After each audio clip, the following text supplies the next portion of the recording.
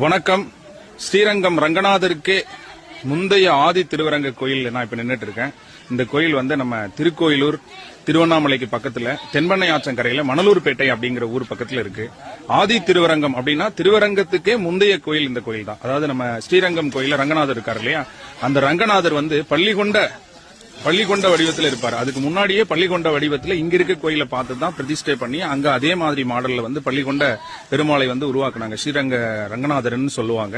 எப்படி திருப்பதியில வந்து நின்ற கோலத்துல வந்து பெருமாள் இருப்பாரோ இங்க படுத்த கோலத்துல பெருமாள் வந்து இருப்பாரு. இப்ப நம்ம தென்பெண்ணை ஆற்றங்கரையில இப்படியே நீங்க போனீங்கன்னா திருக்கோயிலூர் வரும். திருக்கோயிலூர்ல உலகளந்த பெருமாள் உலகத்தை அளந்தாருன்னு சொல்லுவோம். அந்த உலகளந்த பெருமாள் திருக்கோயிலூர்ல வந்து இருப்பாங்க. இங்க இருக்கிற பெருமாள் வந்து கிட்டத்தட்ட இடைக்கால சோழர்கள் காலத்துல கட்டப்பட்ட கோயில் தான் இந்த பெருமாள் கோயில். கும்பாபிஷேகம் கூட வரக்கூடிய ஜனவரி 28ஆம் தேதி வந்து நடக்க போகுது.